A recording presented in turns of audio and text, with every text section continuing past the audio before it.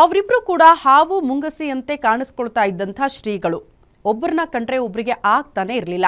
ಈ ರೀತಿ ವಿರೋಧ ಮಾಡ್ತಾ ಇದ್ದ ಶ್ರೀಗಳು ಈಗ ಒಟ್ಟಿಗೆ ಒಂದೇ ವೇದಿಕೆಯಲ್ಲಿ ಕಾಣಿಸ್ಕೊಳ್ಳುವ ಮೂಲಕ ವಿರೋಧಿಗಳಿಗೆ ಟಾಂಗ್ ಕೊಟ್ಟಿದ್ದಾರಂತೆ.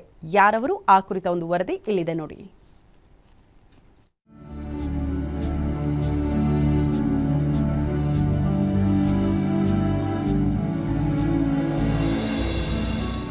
ವೀರರಾಣಿ ಕಿತ್ತೂರು ರಾಣಿ ಚೆನ್ನಮ್ಮಳ 814ನೇ ವಿಜಯೋತ್ಸವ ಹಿನ್ನೆಲೆ ಅದ್ದೂರಿಯಾಗಿ ಜಯಂತಿ ಆಚರಣೆ ಮಾಡಲಾಯಿತು.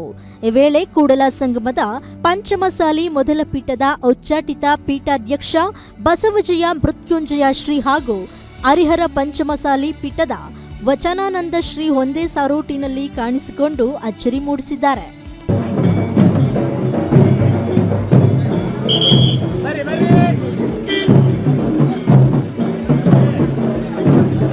ಈ ಮೊದಲು ಒಬ್ಬರನ್ನೊಬ್ಬರು ಕಂಡರೆ ದೂರ ದೂರ ಇರ್ತಾ ಇದ್ದ ಈ ಶ್ರೀಗಳು ಇದೀಗ ಒಂದೇ ವೇದಿಕೆಗೆ ಬಂದಿರೋದು ಇಡೀ ಪಂಚಮಶಾಲಿ ಸಮುದಾಯಕ್ಕೆ ಸಂತಸ ಮೂಡಿಸಿದೆ.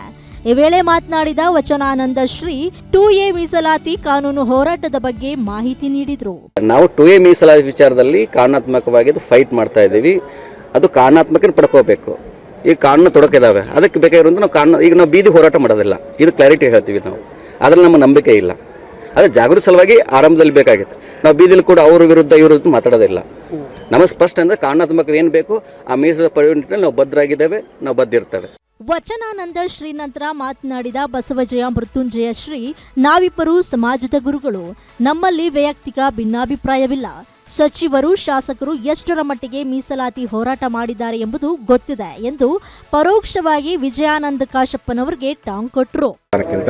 ಮೀಸಲಾತಿ ಮುಖ್ಯ ಅಂತ ಈ ಸಚಿವ ಸ್ಥಾನ ಪಡ್ಕೊಂಡವರು ಎಷ್ಟು ಮಟ್ಟಿಗೆ ಹೋರಾಟ ಮಾಡೋದು ನಿಮ್ಗೆ ಗೊತ್ತೈತಿ. ಶಾಸಕರಾಗಿ ಗೆದ್ದಂಥವ್ರು ಎಷ್ಟು ಮಟ್ಟಿಗೆ ಹೋರಾಟ ಮಾಡೋದು ನಿಮ್ಗೆ ಗೊತ್ತೈತಿ. ಹಾಗಾಗಿ ಮೀಸಲಾತಿಯಿಂದ ಮಾತ್ರ ನ್ಯಾಯ ಸಿಗಲಿಕ್ಕೆ ಸಾಧ್ಯವಿದೆ. ಅದನ್ನು ಪ್ರಾಮಾಣಿಕ ಪ್ರಯತ್ನ ಮಾಡಿ. ಒಟ್ನಲ್ಲಿ ಇಬ್ಬರು ಶ್ರೀಗಳು ಒಂದೇ ವೇದಿಕೆಯಲ್ಲಿ ಕಾಣಿಸಿಕೊಂಡಿದ್ದರಿಂದಾಗಿ ಪಂಚಮಸಾಲಿ ಸಮುದಾಯದ ಜನತೆಗೆ ಖುಷಿಯಾಗಿದೆ. Ashok, guarantee news, Bagalkot.